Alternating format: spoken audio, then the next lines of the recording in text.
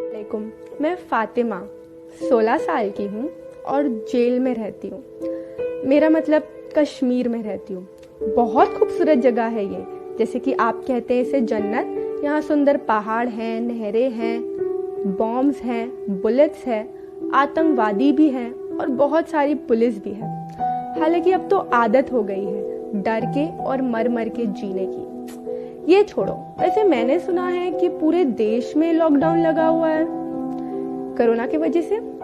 शायद अब आप लोगों को हम कश्मीरीज पर थोड़ा तरस आ जाए, क्योंकि यहाँ पिछले 1 साल से ऐसा ही लॉकडाउन लगा है, बल्कि आपसे भी ज्यादा कठिन वाला। यहाँ सेक्शन 144 के साथ यहाँ जब कोई बाहर जाता है ना, तो ये डर रहता है कि वो वापस आएगा कि नहीं। आप लोग के पास तो इंटरनेट है, वाईफाई है एंटरटेनमेंट के लिए, लेकिन हमारे पास वो भी नहीं है, क्योंकि यहाँ लॉकडाउन के साथ साथ कम्युनिकेशन ब्लैकआउट भी कर दिया जाता है। हमें घर में बंद रहना पड़ता है, लेकिन यहाँ लाइव एक्शन सीन देखने मिलते हैं। यहाँ आफ्पा ये कोई स्पा नेम नहीं है, ये आर्म्ड फोर्सेस है जिसके पास स्पेशल पावर्स है। ये एक ऐसी पुलिस फोर्स है जो बिना किसी वारंट के किसी के भी घर में घुस सकती है, किसी को भी कभी भी मार सकती है, और उनसे कोई सवाल नहीं करता है, क्योंकि उनको स्पेशल पावर्स मिली है। यहाँ पर शांति बनाए रखने के लिए उस दिन हमारे घर के सामने एक बॉम्ब आकर गिरा, पर फटा नहीं, फुस्सी बॉम्ब था। डिमोनेटाइजेशन और 370 हटाने के आइडिया की तरह। पता है, जब 2019 में 370 हटाया गया था, तब 6000 से ज्यादा लोगों को जेल में डाल दिया गया, और आपको विश्वास नहीं होगा, उसमें से 145 बच्चे भी हैं। बच्चों को भी जेल में डाल दिया। कितना अजीब है ना। और कितने पॉलिटिशियंस को हाउस अरेस्ट में रखा गया है। मेरे अब्बू और मेरी 9 साल की छोटी बहन, वो भी प्रिवेंटिव डिटेंशन में है, उनको भी जेल में डाल दिया, और हमें बताया भी नहीं गया उन्होंने ऐसा क्या किया है। लेकिन मेरे अब्बू जर्नलिस्ट हैं, वो सिर्फ सच बोलते थे, और उन्होंने मुझे भी सच बोलना सिखाया है। वो चाहते हैं कि कश्मीर का हाल सबको पता चले, लेकिन जब उन्होंने सच कहा तो उन पर UAPA लगा दिया गया। हमें नहीं पता था सच बोलना जुर्म है। और जब हम जेल जाते हैं उनसे मिलने, तो हमारी चेकिंग पूरे कपड़े उतार कर की जाती है। पता नहीं ऐसी कैसी चेकिंग है, इसलिए अम्मी ने अब मुझे ले जाना ही बंद कर दिया। उन्हें नहीं अच्छा लगता, वहाँ के लोग बहुत अजीब हैं।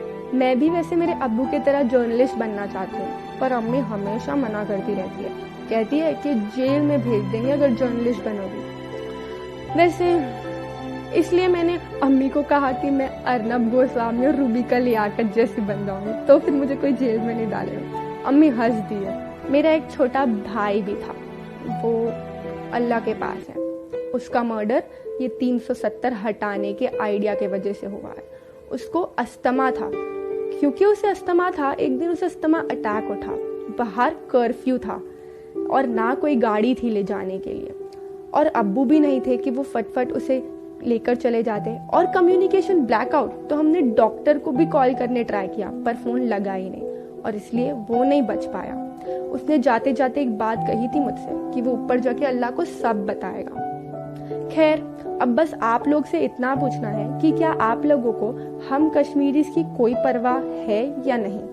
हम 1 साल से ऐसे लॉकडाउन में हैं जिसमें इंटरनेट कनेक्शन नहीं है। गवर्नमेंट और लोग दोनों ने हमारे सवाल का जवाब अब तक नहीं दिया, और हमें ये नहीं पता कब तक ऐसी ही जिंदगी जीना पड़ेगा। यहाँ के लोगों के भी कुछ सपने हैं, जैसे हर इंसान के होते हैं। क्या हमारे फ्यूचर की आप लोगों को परवाह नहीं है?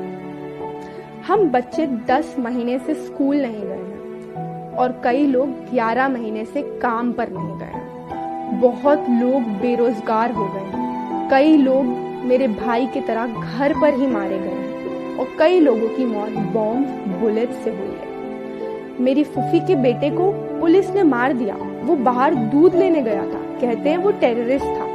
अब हमें नहीं पता वो उसने क्या किया है। मेरे एक दोस्त के नाना जी अपने छोटे नाती के साथ बाहर गए थे, उनको भी किसी ने मार दिया और उनके नाती को छोड़ दिया। हमने सुना उनकी फोटो बहुत वायरल हुई थी, पर फिर भी किसी को ज्यादा फर्क नहीं पड़ा।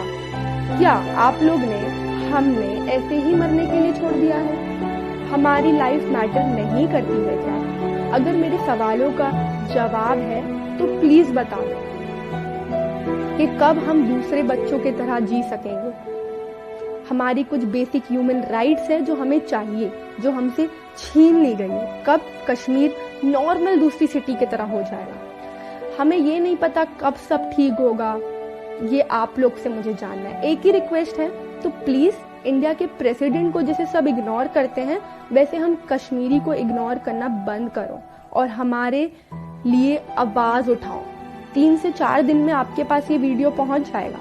मेरी अम्मी की बहन लखनऊ जाने वाली है, तब वो उसे वहां जाके अपलोड करेंगी, क्योंकि यहाँ तो 2G नेट है। अभी अभी वो भी आया है, वो भी इतना बेकार चल रहा है आप सोच भी नहीं सकते हो। तो तब तक के लिए भूलना मत please, Kashmir lives matter. Allah Hafiz.